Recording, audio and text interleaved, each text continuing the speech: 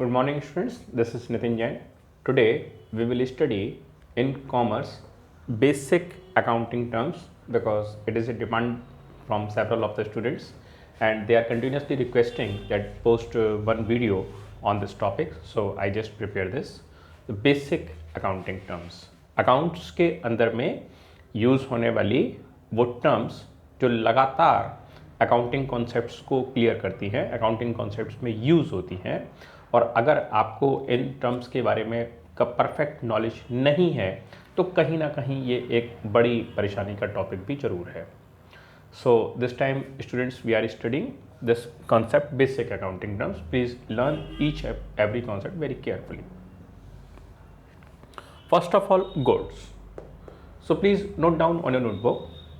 Goods means dealing item in a shop.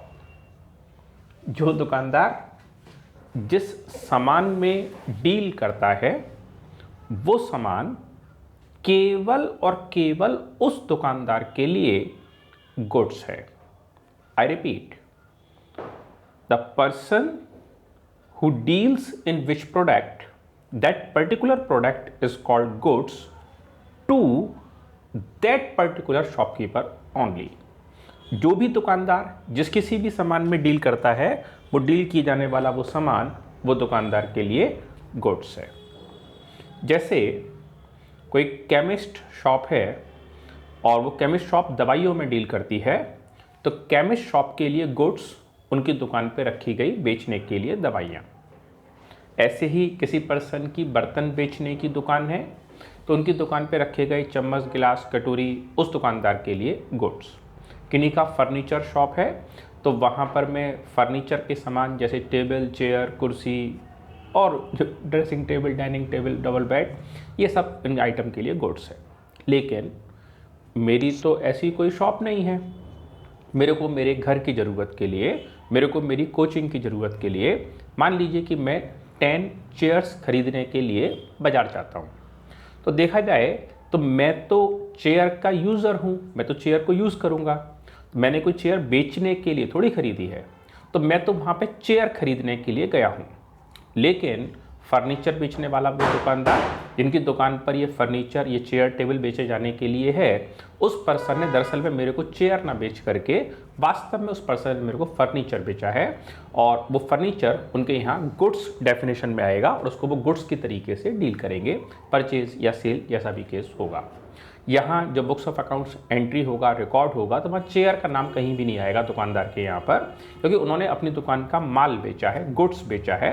That's why they will consider as sales, not as chair. अगर कोई chemist shop है, उनकी दुकान पर दवाइयों को मेन स्ट्रिप से अलग करने के लिए, काटने के लिए उनके यहाँ सीजर्स हैं, कैंची है। अब वो कैंची बेचने की दुकान थोड़ी है, कैंची तो उनकी दुकान पे यूज़ होती है।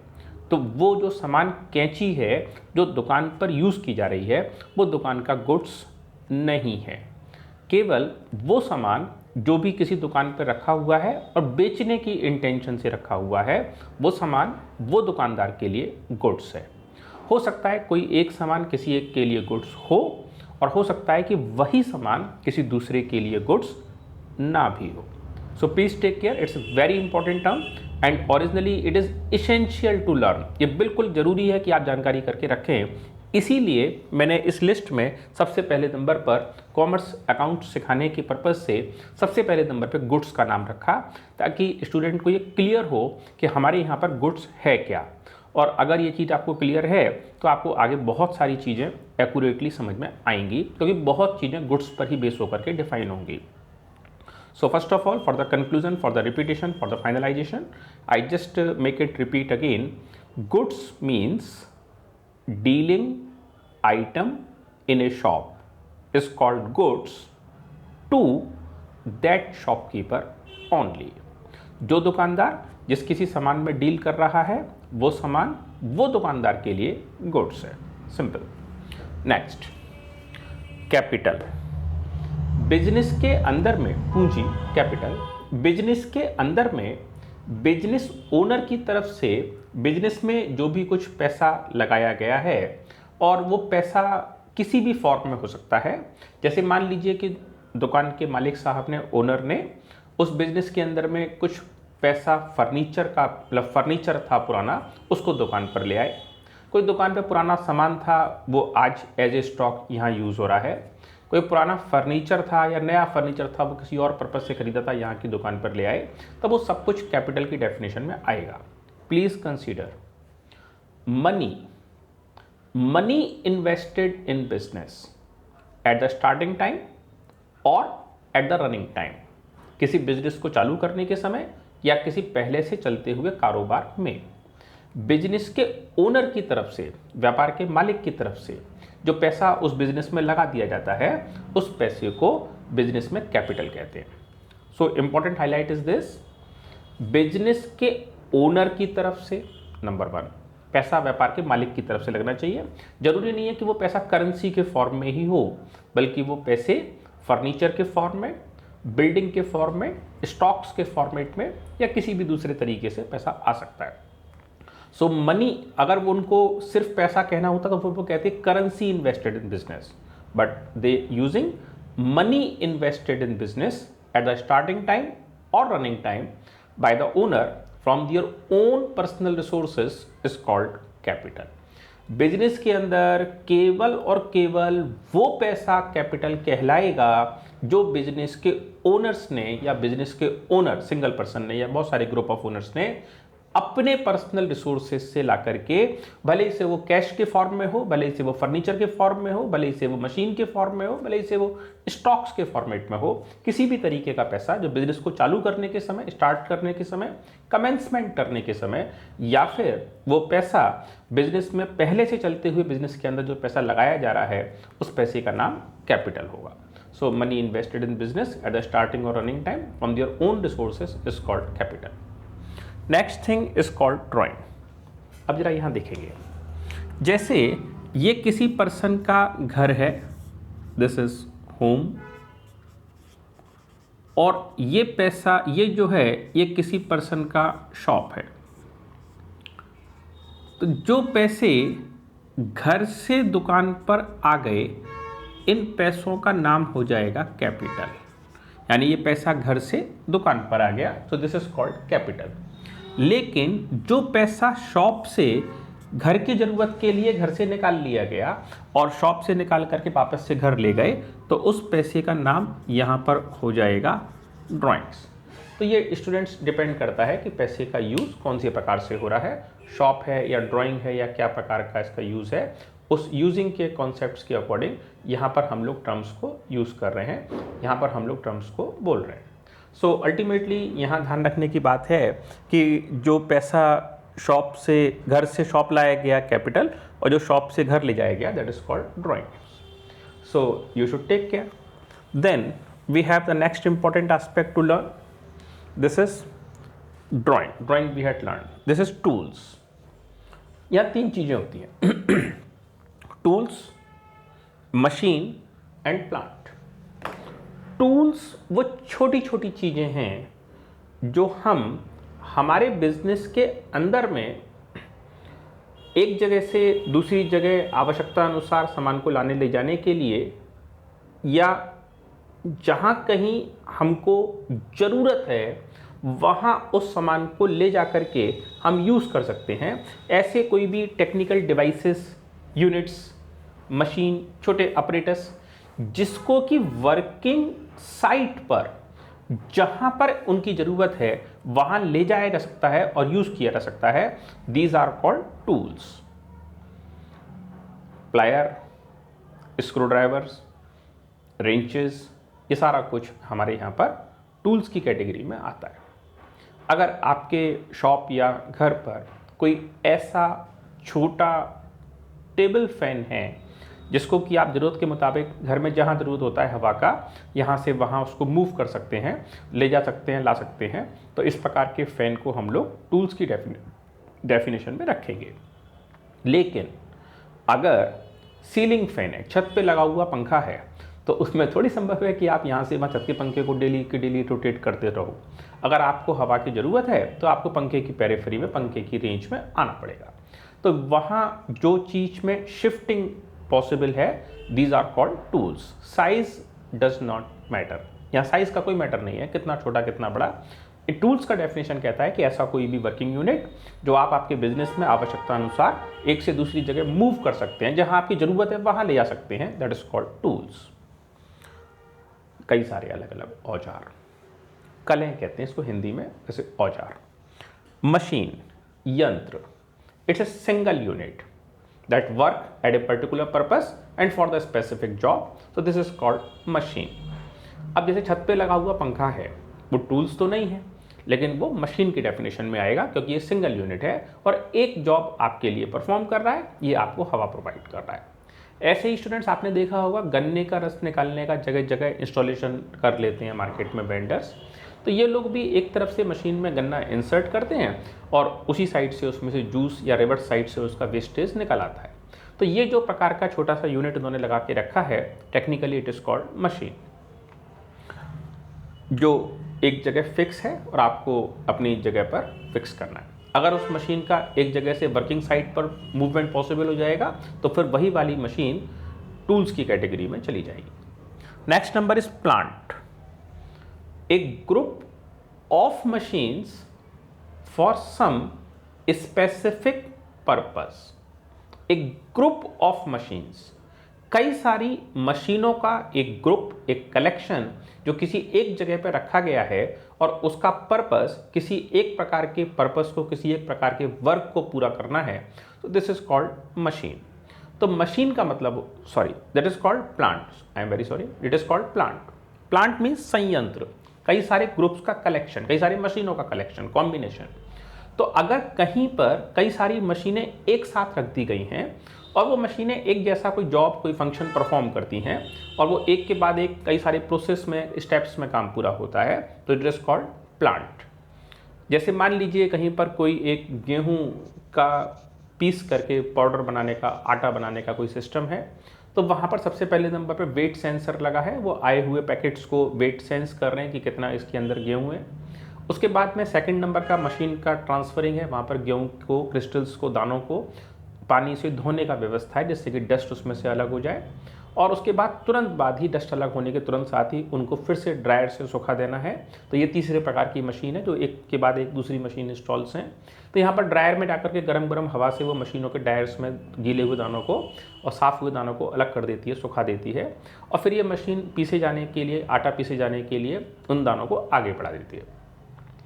एक तरफ गेहूँ पिसता चला जाता है और संग की संग दूसरी तरफ में उसमें एक फर्दर वेट सेंसर लगा रहता है, और एक पर्टिकुलर क्वांटिटी जैसे ही पैकेट के अंदर पूरी हो जाती है, मशीन का सिस्टम अपने आप से उसको साउंड करता है और जो उसमें से पाउडर होता है, व्हीट पाउडर, उतना वेट पूरा होने के बाद से मशीन उसको अलग करके सिल देती है पूरे।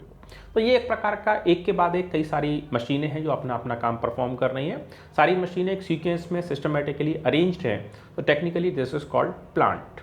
हम कह सकते हैं कई सारी मशीनों का ग्रुप जो एक के बाद एक जैसी जॉब्स को परफॉर्म करने के लिए, एक सिमेट्रिकल जॉब्स को परफॉर्म करने के लिए, एक के बाद एक की जाने वाले कामों को परफॉर्म करने के लिए किसी एक जगह पर इंस्टॉल किया जाता है, तो दैट इज कॉल्ड प्लांट। एक प्लांट में कई सारी मशीनें हो सकती हैं, 2, 4, 5, 10, 500, लेकिन वो अलग अलग तरह के जॉब परफॉर्म करने वाले और एक सीक्वेंस जॉब परफॉर्म करने वाली मशीनें रन करेंगी। So this is called plant. Freight, भाड़ा। आपको एक शहर से दूसरे शहर या एक देश से दूसरे देश में सामान को मूव करना है, शिफ्ट करना है, तो इसके लिए जो पेमेंट आप कंपनीज को दोगे दैट इज कॉल्ड फ्रेट, भाड़ा। तो भाड़े का मतलब होगा कि ये एक पेमेंट है जो आपके द्वारा किसी एक वेंडर से दूसरे वेंडर को, दूसरे पर्सन को पेमेंट ट्रांसफर करने में लिया जा रहा है, तो दैट इज कॉल्ड फ्रेट, भाड़ा। आपने कोई सामान आगरा से मैनपुरी, मैनपुरी से बनारस या बनारस से अहमदाबाद भेजा है, तो जो शिपिंग, जो ट्रक वाली कंपनी को आप पेमेंट करोगे that is called freight. Freight means city to city shifting, otherwise country to country shifting. लेकिन अगर यही वाला वर्क विद इन सिटी हो रहा है, आप एक ही शहर के अंदर अपना सामान यहाँ से वहाँ मूव कर रहे हैं, तो इसका नाम हो जाएगा कैरेज, यानी कि ढुलाई। कैरेज और फ्रेट में कोई बहुत ज़्यादा फर्क नहीं है, दोनों ही पेमेंट आप ट्रांसपोर्टर्स को पेमेंट करते हैं। फ़र्क सिर्फ ये है कि अगर ये payment with in city move कर रहा है तो उसका नाम कैरेज है, और अगर ये आउटसाइड सिटी, सिटी से बाहर जा रहा है तो उसका नाम भाड़ा यानी फ्रेट है। Next is debtors. अब यहाँ स्टूडेंट ध्यान देने की बात है, हम टर्म नंबर 1 पर गुड्स सीखे हैं, उसका यहाँ एप्लीकेशन होगा। अगर हमने अपनी दुकान से, now we are discussing debtors, देनदार, अगर हमने अपनी दुकान से किसी पर्सन को उधार में सामान बेच दिया, उधार में क्रेडिट, और गुड्स बेच दिया, अगर हमने अपनी दुकान से किसी पर्सन को गुड्स, दुकान का सामान, डीलिंग आइटम, केवल और केवल गुड्स बेचा है और उधार में बेचा है, और उधार सामान खरीदने वाला पर्सन हमसे ओरल, ये मुंह से बोल के चला गया, हम जानते थे उस पर्सन को कि मैं आपके पैसे 10 दिन बाद दे जाऊंगा, तो उस पर्सन का नाम हमारे यहाँ पर हो जाएगा डेटर, यानी कि देनदार, यानी कि ऐसा पर्सन जिससे पैसे हमें बिजनेस में से लेने हैं, डेटर्स। डेटर्स ध्यान रखिएगा, ऑलवेज अगेंस्ट गुड्स, केवल माल के लिए वो जो पर्सन है उससे पैसे लेने बाकी हैं तो वो पर्सन डेटर है। अब यहाँ पर हमारा ओरल कमिटमेंट है, वो पर्सन हमको बोल के चला गया कि मैं आपके पैसे दे जाऊँगा, हमारा ट्रस्ट है, विश्वास है, पड़ोसी है, जानकारी है, लंबे समय से लिंक में है, हमने कहा ओके, मान लिया। Next number 11 number 10 number term bill receivable, BR, bill receivable. BR, bill receivable, दरअसल में ये वो आइटम है जो लगभग डेटर जैसा ही है, काफ़ी हद तक डेटर जैसा ही है, सिवाय इस फर्क के कि डेटर जो पर्सन है जो हमसे दुकान से उधार सामान लेकर के गया है, वो लिख करके हमें कुछ नहीं दे गया कि मैं आपके पैसे कब दूंगा, लेकिन जो BR है वो दरअसल में बिल रिसीवेबल है, और ये पर्सन ने हमको राइटिंग में लिख करके दिया है कि मैं आपको आपके पैसे इतने समय के बाद, जो टाइम एग्रीमेंट है, इतने समय के बाद पेमेंट कर दूंगा। यानी अगर कहीं पे राइटिंग एविडेंस अवेलेबल है then it is called BR। BR लिखने का काम सामान बेचने वाला करेंगे, और सामान खरीदने का जो पर्सन होगा जिसे सामान वास्तव में उधार खरीदा है, वो पर्सन अपना साइन कर देगा कि हाँ साहब मैं आपके पैसे पेमेंट कर दूंगा। So this is called BR। BR में और डेटर में सिर्फ एक ही फर्क है, डेटर से कोई प्रकार का राइटिंग एविडेंस, लिखित प्रमाण नहीं है, जबकि जो BR है सेम ट्रांजैक्शन वही है, गुड्स के अगेंस्ट डील है, या BR विदाउट गुड्स भी हो सकता है, राइटिंग एविडेंस अवेलेबल है कि पर्सन से पैसे हमें मिलने वाले, that is called BR, bill receivable. अब यहाँ पर टर्म नंबर 11 आती है ट्रेड रिसीवेबल, व्यापारिक प्राप्तियां या व्यापारिक लेनदार। अब ये ट्रेड रिसीवेबल क्या होते हैं?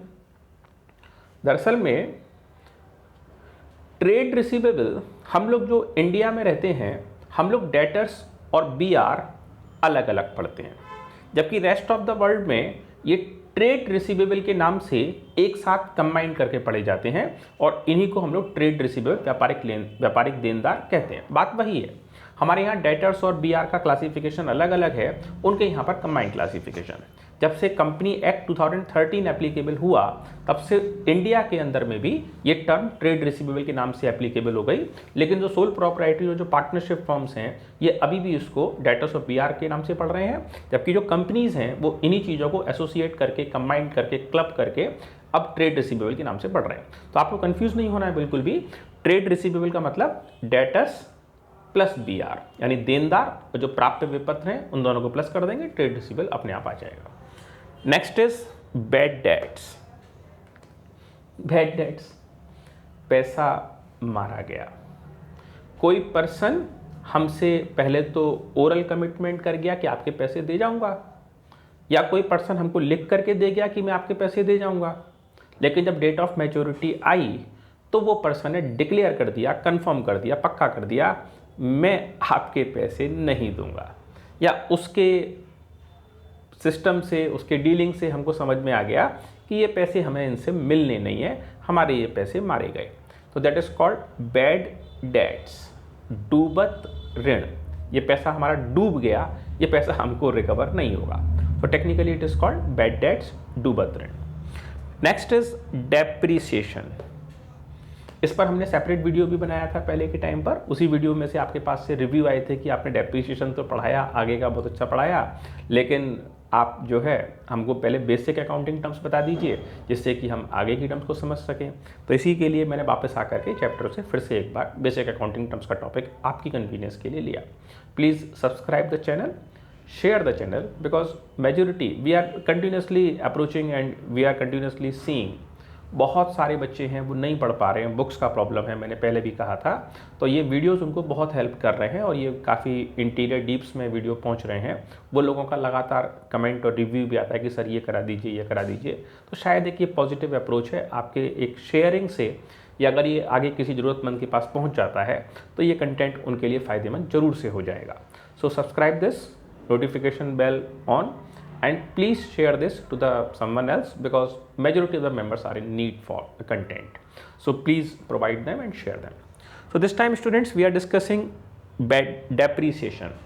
Depreciation ह्रास, किसी समान assets की कीमत को कम हो जाना, reduction in the value of an assets, किसी असेट्स, किसी संपत्ति की कीमत कम हो जाना। तो जो कीमत कम हो गई, जो भी रिड्यूस हो गई, जो भी कम हो गई, तो कम हो जाने वाली वैल्यू को बोला जाएगा डेप्रीसिएशन। डेप्रीसिएशन को हिंदी में बोलते हैं ह्रास। इसको डिटेल में हमने एक सेपरेट वीडियो बना के रखा है, उसमें आप उसको देख सकते हैं, डेप्रीसिएशन। Next is power. ये दो इंपॉर्टेंट टर्म्स हैं, कनेक्टेड टर्म्स हैं, अक्सर स्टूडेंट गड़बड़ करते हैं। एक है पावर और एक है लाइट। ध्यान दीजिएगा, जहाँ भी कहीं पावर की बात होगी तो वहाँ उसका मतलब शक्ति से होगा, हैवी लोड से मतलब होगा। आपकी कोई फैक्ट्री है और उस फैक्ट्री को चलाने के लिए आपके पास 300 हॉर्स पावर का कनेक्शन है या 300 किलोवाट्स का कनेक्शन है, तो ये एक शक्तिशाली मशीन है और इसको चलाने के लिए हैवी मैकेनिकल लोड की जरूरत पड़ने वाली है। तो technically it is called power, यानी शक्ति। ट्रेडिंग अकाउंट के 2 साइड में बिजनेस के अंदर इसको रिकॉर्ड किया जाता है। लेकिन अगर light, immediate next word light आता है, तो लाइट का मतलब एक हल्के फुल्के से कनेक्शन से रहता है। तो नॉर्मली हम लोग हमारे ज़रूरत के मुताबिक बिजनेसेस के अंदर में पावर के कंजम्पशन के लिए या हम लोग लाइट का यूज़, जैसे फ़ैन को चला लिया, रोशनी कर ली, इसके लिए यूज़ करते हैं। तो ये प्रॉफिट एंड लॉस का पार्ट माना जाता है और बिजनेस का एक रूटीन एक्सपेंडिचर इसको कंसीडर किया जाता है।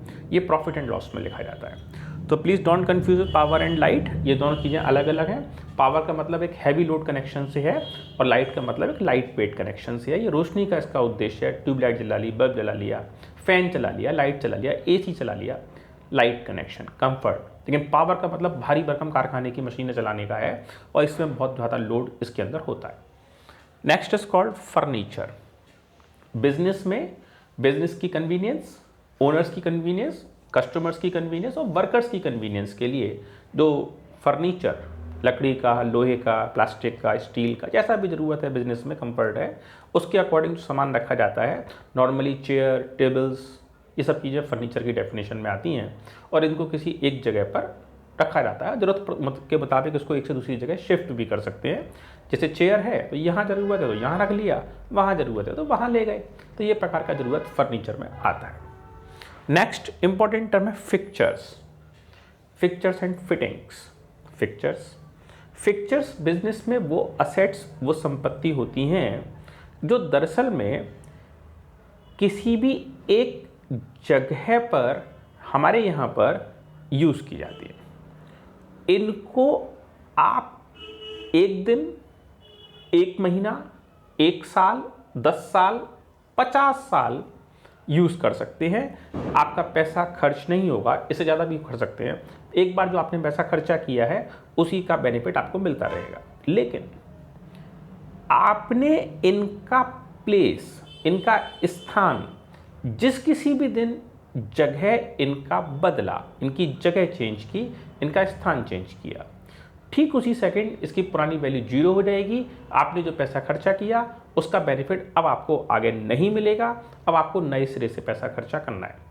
मतलब जैसे कि आपने एक जगह पर कोई चीज़ बनवा ली, फिक्स करा ली, इंस्टॉल करवा ली, तो आपके द्वारा किए जाने वाले खर्चे का बेनिफिट आपको लगातार वहाँ से मिलता रहेगा बगैर किसी प्रकार के चेंज के, परिवर्तन के।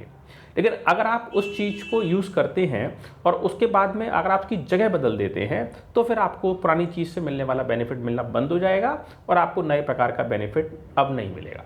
तो फिक्चर्स का मतलब अगर आप किसी एक चीज़ को एक ही जगह पर यूज़ करते रहेंगे और उसी चीज़ को बगैर किसी बदलाव के साथ यूज़ करते रहेंगे तो पहली बार जो खर्चा किया था उसका बेनिफिट आपको मिलता रहेगा।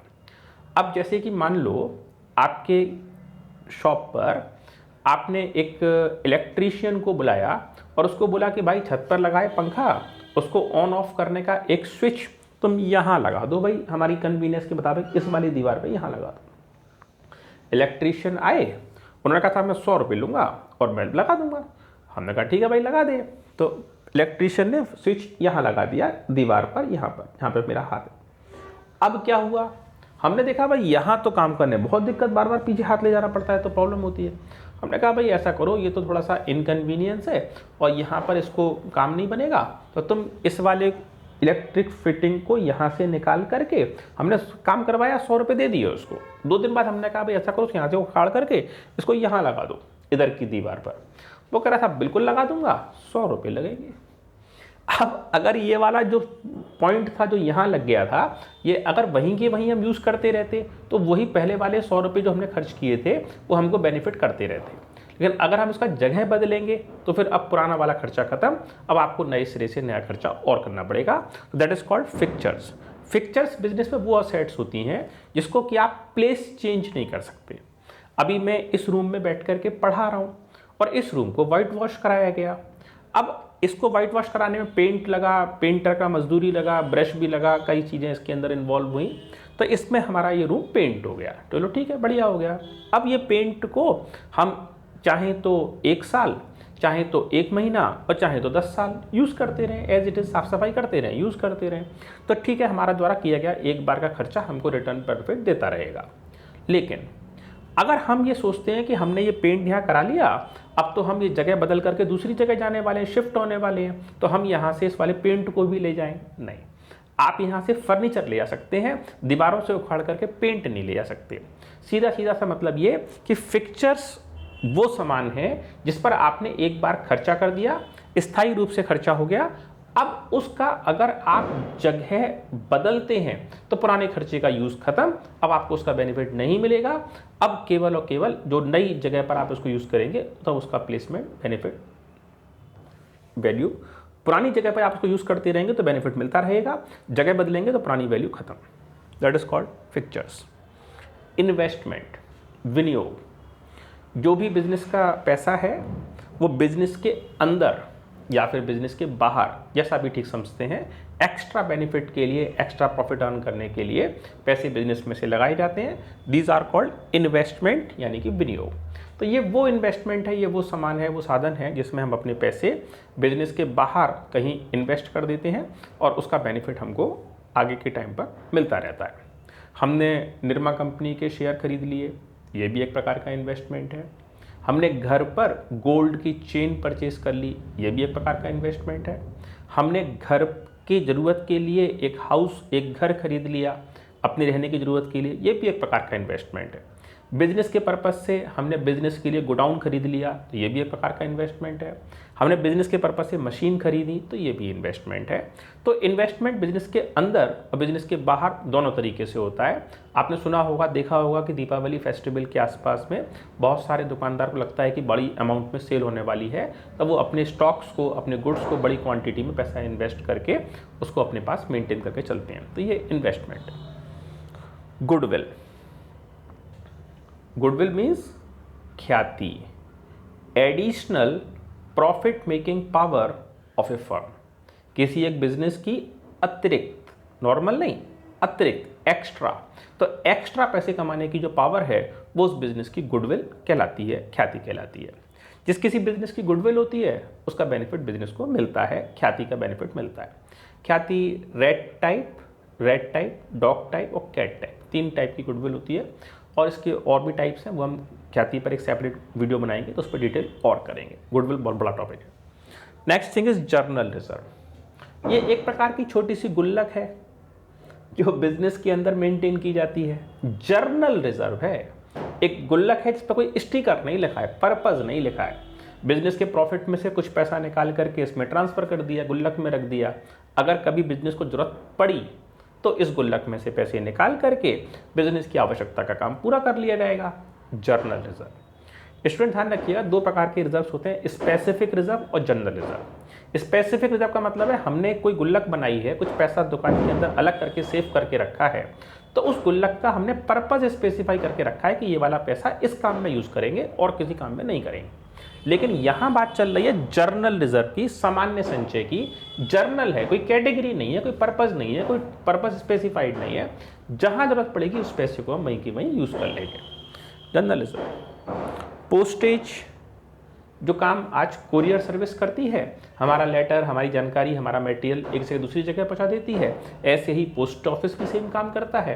तो पोस्टेज एंड कोरियर चार्जेस एक ही बात है, और यहाँ जो भी खर्चा है वो बिजनेस के खर्चे की तरह माना जाता है। यहाँ से आगे दो इंपॉर्टेंट चीज़ें और आती हैं, एक का नाम है ट्रेड डिस्काउंट, एक का नाम है कैश डिस्काउंट। अगर हमने दुकान की बिक्री बढ़ाने के लिए कस्टमर को बोल दिया कि तुमको सामान कुछ कम कीमत में रेट में दे देंगे, जैसे कि मान लो ये वाला पेन खरीदने गए, हमने पूछा भाई हम भी दुकानदार हैं, आपसे पेन ले जाएंगे, अपनी दुकान पे रखेंगे, आगे वाले को बेचेंगे। तो आप मैन्युफैक्चरर हैं, आप होलसेलर हैं, तो आप बता दीजिए ये पेन कितने का देंगे। तो दुकानदार कह रहा है देखो एक पेन लेते हो तब तो ये 25 रुपये का है, लेकिन आपको बेचने के लिए खरीदना है तो आपको हम ये सामान 30 रुपये का देंगे, गलती 20 रुपये का देंगे, कम कीमत का देंगे। 25 रुपये का रिटेल प्राइस है, 20 रुपीज़ का हम आपको दे देंगे। तो 5 रुपये जो दुकानदार ने हमें कम कर दिए क्योंकि हमें ले जाके बेचना है, तो this is called trade discount. लेकिन इसके लिए हमें क्वांटिटी में सामान खरीदना पड़ेगा, लार्ज क्वांटिटी में गुड्स परचेजिंग करनी पड़ेगी, ट्रेड डिस्काउंट। कैश डिस्काउंट, अगर हम किसी पर्सन को डिस्काउंट ऑफर कर रहे हैं क्योंकि वो हमको हमारा payment with in time, short time हमको हमारा पैसा वापस कर रहे हैं, तो इसका नाम ट्रेड डिस्काउंट। सीधी सी बात, दुकान में दो प्रकार के डिस्काउंट लगते हैं, एक ट्रेड डिस्काउंट, एक कैश डिस्काउंट। अगर हम क्वांटिटी बढ़ाने के लिए अपने प्रोडक्ट का रेट कम करके दूसरे पर्सन को सामान बेच रहे हैं और ग्राहक से ये उम्मीद कर रहे हैं कि वो हमसे बड़ी क्वांटिटी में सामान खरीदे, ज़्यादा बड़ी क्वांटिटी खरीदे, then the discount that we offer is called trade discount. ये पैसे बिजनेस कस्टमर को कम कर दिए जाते हैं, लेकिन अकाउंट बुक्स में ट्रेड डिस्काउंट के नाम से कहीं कोई एंट्री नहीं होती है, पैसे रिड्यूस कर दिए जाते हैं, सेलिंग प्राइस रिड्यूस डाउन कर दिया जाता है, that is called trade discount. लेकिन अगर हमारी दुकान से किसी पर्सन को सामान बेचा जा रहा है और सामान बेचने के पीछे हमारी इंटेंशन, साथ में ये भी लॉजिक है कि हमको हमारे पैसे जल्दी से जल्दी वापस मिल जाएं, तो इसके लिए जो डिस्काउंट हम ऑफर करेंगे that is called cash discount. तो कैश डिस्काउंट का purpose fast collection of money, ये बिजनेस बुक्स में रिकॉर्ड भी होगा, और ट्रेड डिस्काउंट का पर्पस ज़्यादा बड़ी क्वांटिटी में सामान बेचना। ट्रेड डिस्काउंट हर उस पर्सन को दे दिया जाएगा जो हमारी दुकान से बड़ी क्वांटिटी में सामान खरीदेगा, और कैश डिस्काउंट केवल उस पर्सन को दिया जाएगा जो हमसे खरीदे गए सामान का payment with in reasonable time, जो भी दुकान की बिजनेस पॉलिसीज हैं उसके अंदर में फास्ट पेमेंट हमको पेमेंट कर देंगे, उनको हम कैश डिस्काउंट भी ऑफर कर देंगे। Thanks students for watching this video. As I previously said, please subscribe the channel and share this because so many members are in need for the same content. Please share and transfer. Subscribe this. Thanks students. Like it.